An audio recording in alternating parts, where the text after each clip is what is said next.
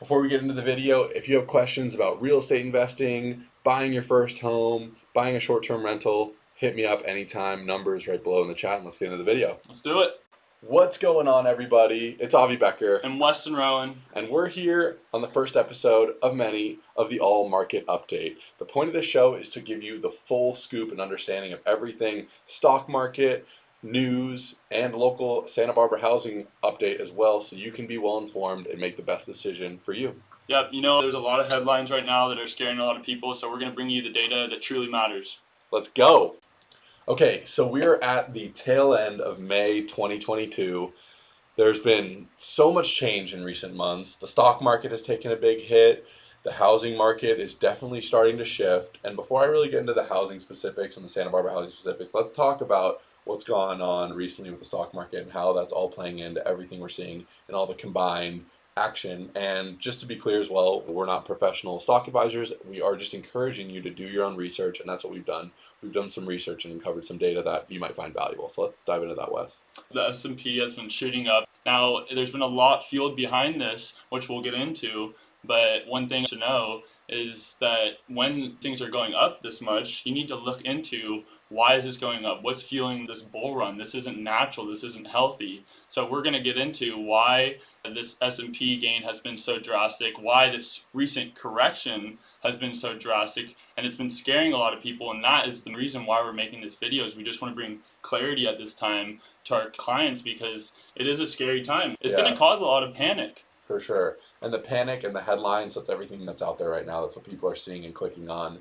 But let's break that down. So 100% S&P gain from the COVID lows, which was March of 2020, to the highs. When was the high point at? The high point was around January of this year, when the S&P reached a price of around $480 per share. Now the COVID low, for perspective, was around $220 per share. Yep, and the S&P 500, those are the top 500 companies in the U.S.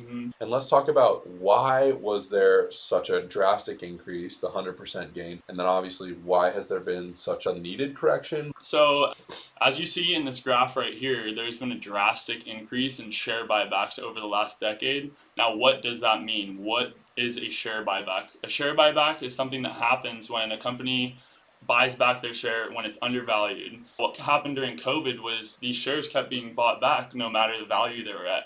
And the reason for this is for the Fed printing so much money.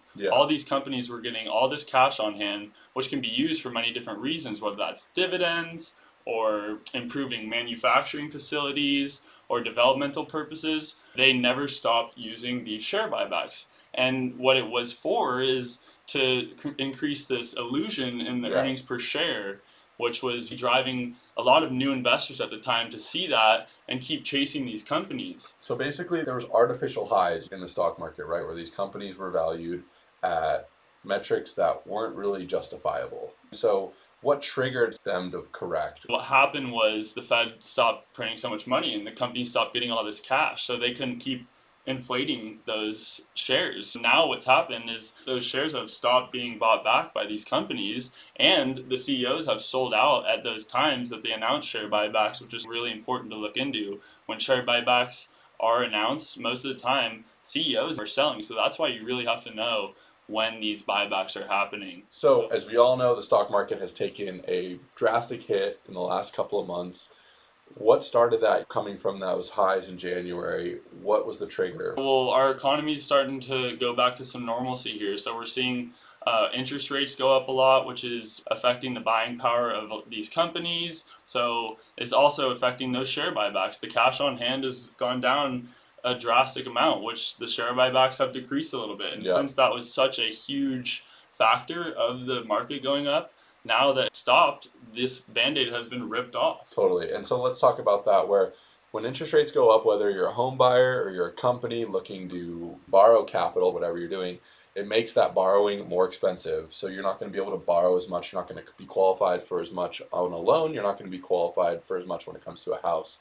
And these rates going up was to combat inflation. How high were inflation numbers?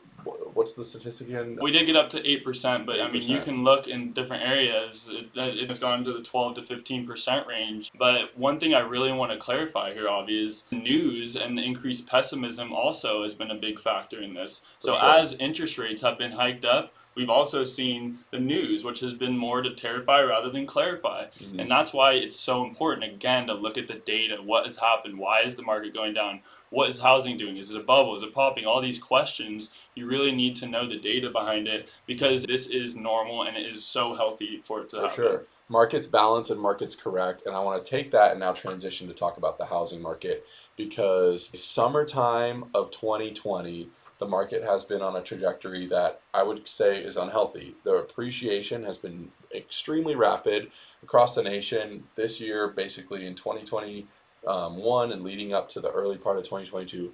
There's about a 30% average increase in the price of a median home. Just in Santa Barbara alone, the average median home price has gone up drastically. The average condo price has gone up drastically, and it's been unsustainable, and it's been forcing a lot of people who've been getting priced out. And it's just something that can't happen every year. Yes, it happened. Why did it happen? We've talked about that in other videos. The fact that interest rates were so low, the fact that buyer demand really got pent up during COVID and then it was all released, the fact that inventory was low because of lack of new construction, and so many people moving to our market because of the ability to work from home and the ability to want some more space and freedom. So we're not going to get into that as much, but I want to talk about a couple of specific stats that are very recent, just from the changes basically from March of 2022 to April. In March of 2022, there was 112 single-family homes in South Santa Barbara County sold and 61 condos. In April, there was a decrease in 38% of sales. There was 98 single family homes sold and 38 condos. So what does that mean? That means that the number of buyers and sellers exchanging a property was down significantly. And the reason that is because interest rates went up. The stock market took a hit, so the number of cash buyers is actually down as well. It was 31% buyers were cash, and in April it was 23%. So it's kind of showing how all the markets are working together, where the stock market takes a big hit, interest rates are going up and pricing buyers out, and the market's saying, okay, we can't have 30% appreciation year over year. We're going to rebalance because that's what a healthy market does. And, even if we might be entering a recession, a recession is a correction oftentimes. And I'll show another graph that is awesome from Keeping Current Matters, and it talks about how we think about the 2008 housing crisis and the Great Recession.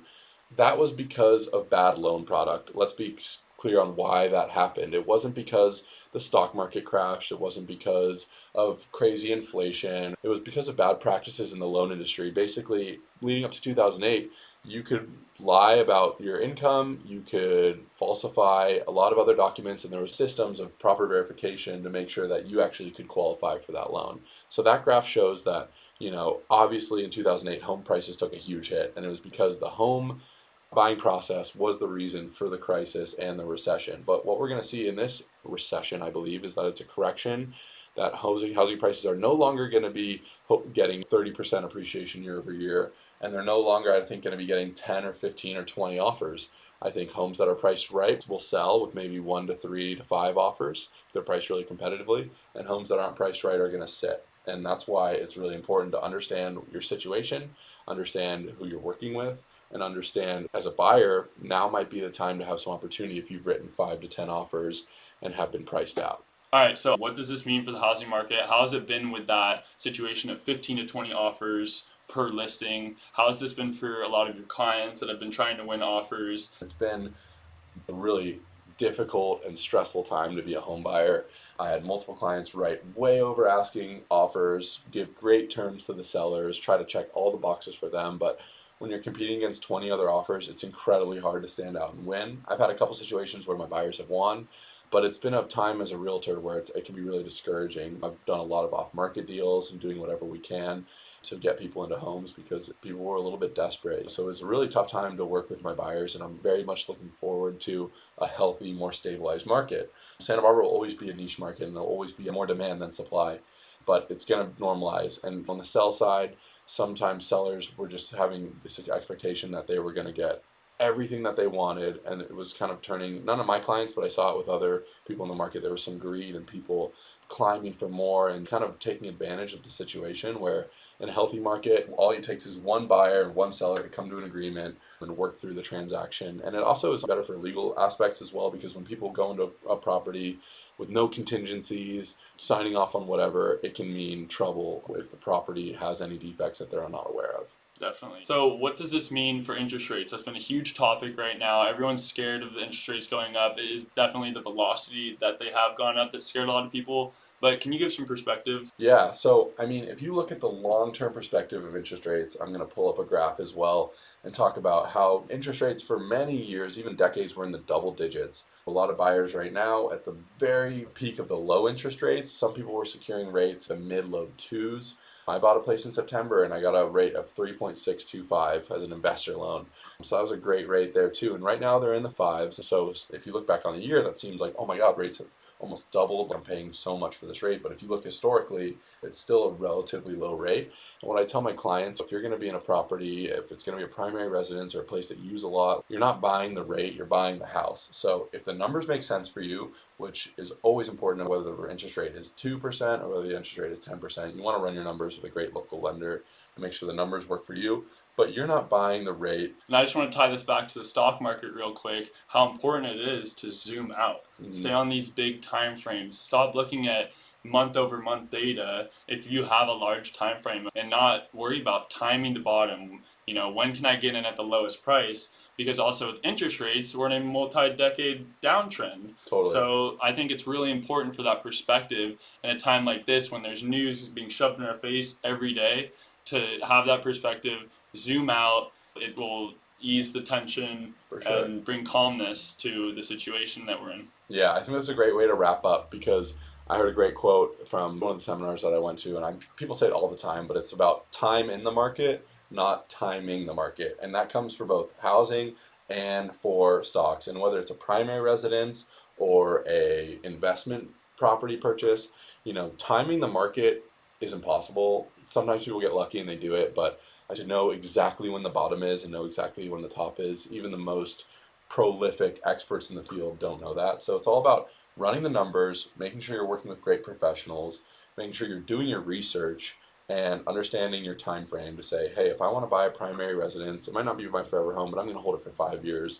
And I think if you buy in this market, you're going to be up in 5 years. And the truth is, come to us, ask us questions. We're here to help. And anything we can do related to the housing market and give you insight about the global perspective, we're here to help and be your consultants. We're not just salespeople. So hit us up anytime, guys.